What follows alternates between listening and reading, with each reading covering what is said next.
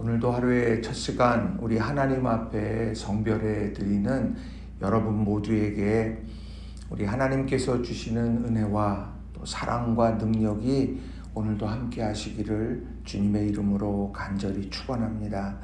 오늘은 역대상 4장 9절, 10절, 2절의 말씀을 중심으로 야베스처럼 기도하자, 야베스처럼 기도하자라는 제목으로 함께 말씀의 은혜를 나누기를 원합니다. 우리가 신앙생활하면 예배, 또 기도, 또 말씀, 또 삶을 살아가면서는 세상의 빛, 세상의 소금이라는 다양한 말로 우리의 신앙을 하나하나 그렇게 표현합니다. 그래서 이 신앙생활 할 때에 그 중에 이 기도라고 하는 것, 이것은 우리에게 있어서 참 중요합니다. 왜냐하면 이 기도를 통해서 하나님의 능력이 우리에게 임하게 되고, 또 이 기도를 통해서 우리가 하나님께 우리의 마음과 우리의 삶을 아뢰게 되기 때문입니다. 그래서 이 기도라고 하는 것은 너무도 중요한데, 성경에 보면 기도함으로 놀라운 역사를 경험한 많은 사람들이 있습니다. 엘리야 같은 경우는 갈멜산에서 이방의 선지자 850명과 겨루어 이기게 되지요. 그 놀라운 일들, 그 일들과 더불어 기억되는 것은 하늘의 문을 열고 닫았던 그런 놀라운 능력의 기도였습니다. 그래서 야고보서에 보면 이 엘리야는 우리와 성정에 같은 사람이다 이렇게 말하면서 그가 기도할 때 비가 내리기도 하고 비가 그치기도 하고 하는 이런 일들이 있었다, 이런 말씀 우리가 잘 알고 있습니다.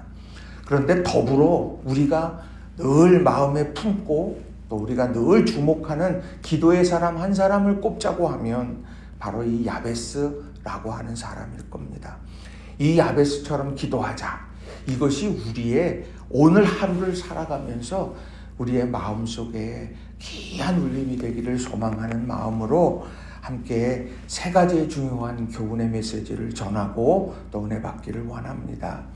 자, 야베스는 어떤 사람이었느냐? 왜 야베스처럼 우리가 기도해야 되느냐? 자, 첫 번째로 야베스는 처음보다 나중이 복된 사람이었다는 겁니다. 야베스는 처음보다 나중이 복된 사람이었다라는 거예요. 자, 오늘 본문에 보게 되면 야베스의 마지막이 어땠느냐? 자, 9절에 보시게 되면 야베스는 그의 형제보다 귀중한 자라 이렇게 말합니다. 야베스는 그의 형제보다 귀중한 자라. 이게 그의 마지막이었어요. 또요, 10절의 맨 마지막을 보시면 뭐라고 말하느냐? 하나님이 그가 구하는 것을 허락하셨도다. 그러니까 그는 형제보다 귀중한 자가 되었고, 그가 하나님 앞에 구했던 것을 하나님이 허락하시는 기도 응답을 경험한 사람이다. 이렇게 정리할 수 있어요. 그런데 중요한 건 그의 전의 삶이 어떠했느냐라는 겁니다. 자, 그의 전의 삶은 9절에 보면 그의 어머니가 이름하여 이르되 야베스라 하였으니 이는 내가 수고로이 낳았다 함이었더라 이렇게 말합니다.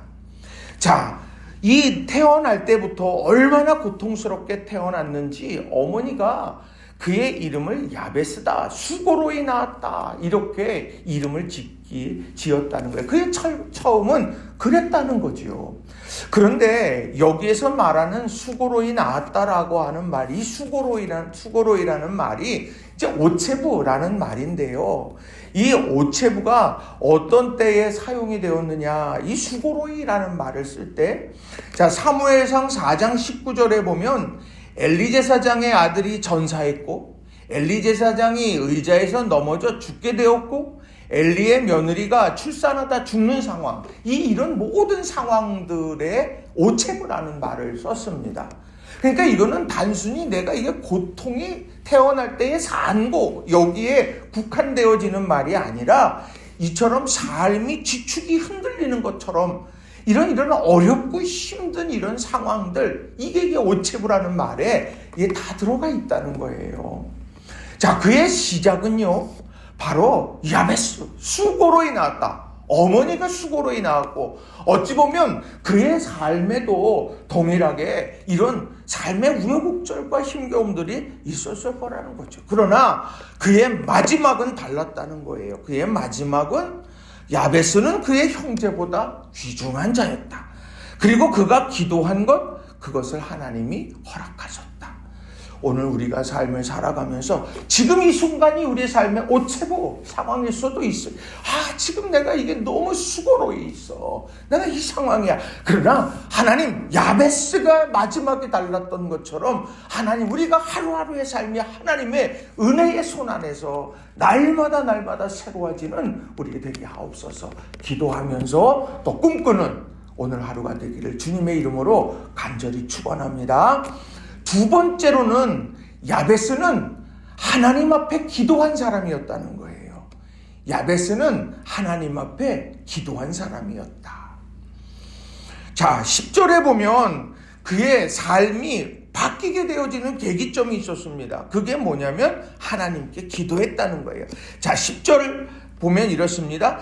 야베스가 이스라엘 하나님께 아뢰어 이르되, 이렇게 말합니다.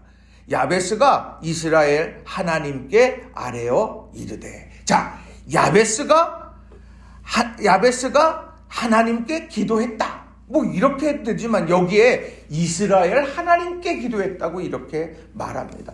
이스라엘이라고 하는 족속, 이스라엘이라고 하는 이 사람들에게 하나님은 어떤 관계 속에 있느냐라고 하는 거예요.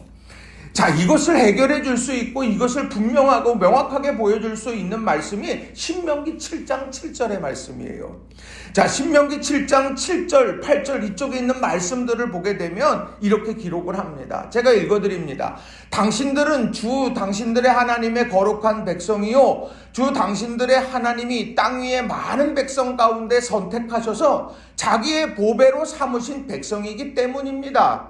주님께서 당신들을 사랑하시고 택하신 것은 당신들이 다른 민족들보다 수가 더 많아서가 아닙니다. 오히려 당신들은 모든 민족 가운데에서 수가 가장 적은 민족입니다. 그런데도 주님께서는 당신들을 사랑하시기 때문에 당신들 조상에게 맹세하신 그 약속을 지키시려고 강한 손으로 당신들을 이집트 왕 바로의 손에서 건져내시고 그 종살이하던 집에서 이끌어내어 주신 것입니다. 이게 세번역 말씀이에요. 신명기 7장 7절, 8절, 9절 쭉 나오는 말씀이 바로 이거예요. 여기에 중요한 건 뭐냐? 그들이요 숫자가 많았던 게 아니에요. 숫자가 힘이에요. 우리 그래요.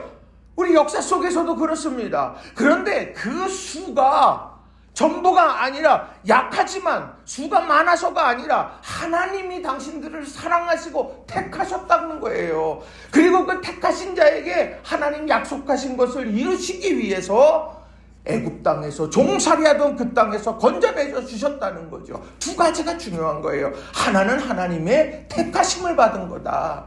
세상에 볼 때에 택함을 받을 수 없는 그런 상황일지 모르지만 하나님께서 사랑하셔서 택해 주셨다. 그게 이스라엘이다. 그리고 또 하나는 그 하나님께서 신실하게 약속을 지켜주시려고 역사 속에 개입하셔서 이 애굽 땅에서 종살이하던 곳에서 건져 약속의 땅으로 이끌어내셨다는 거예요. 하나님은 그렇게 약속을 지키시는 신실하신 분이다.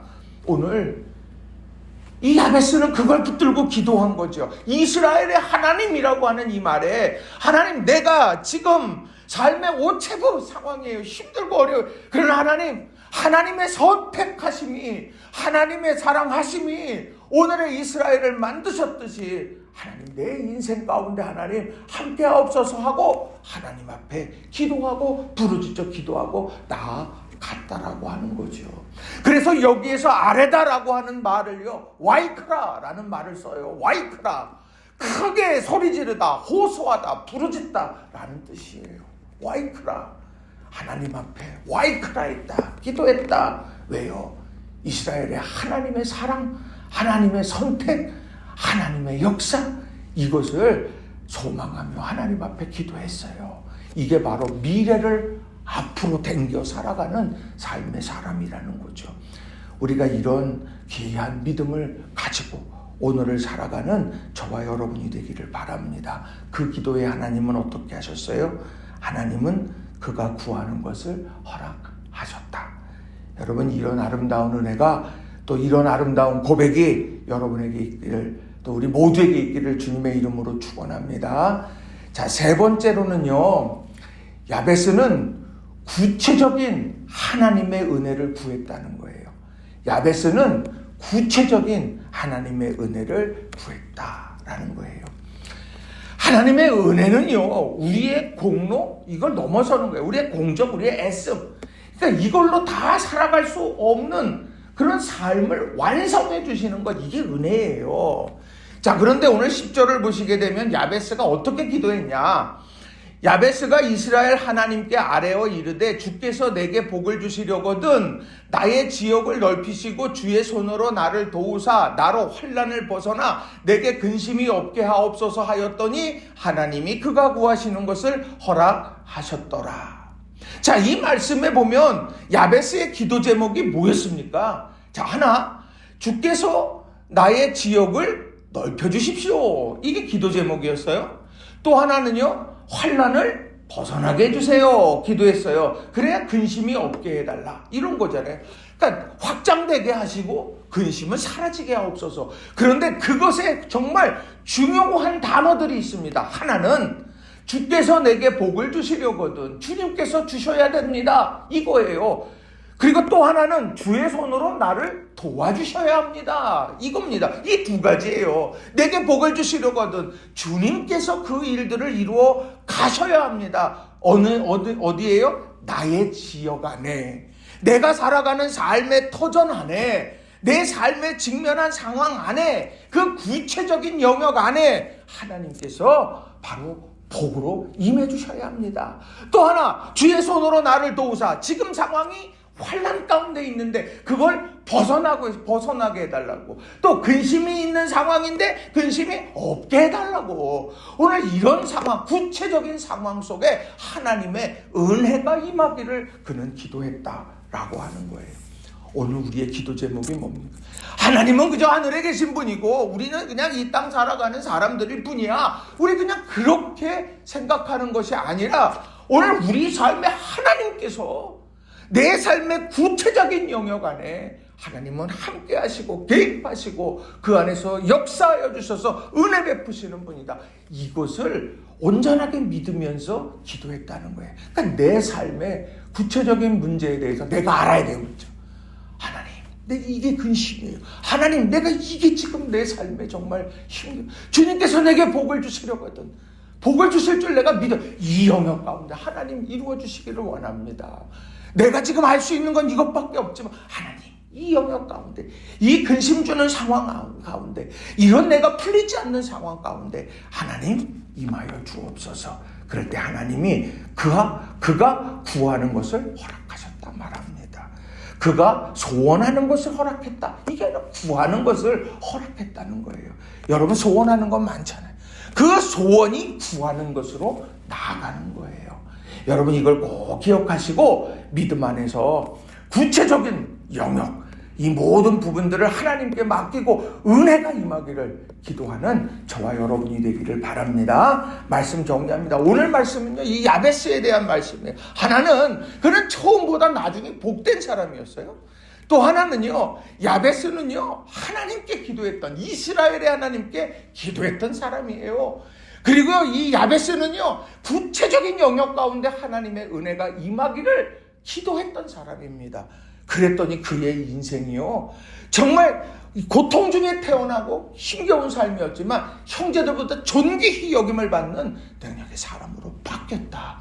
그 사이의 핵심이 뭔가, 이걸 다시 한번 마음에 품고 오늘 하루가 이것을 꼭 마음에 품고 한 걸음 한 걸음 내어딛는 우리 모든 성도님들의 삶이 되기를 주님의 이름으로 간절히 축원합니다. 기도하겠습니다.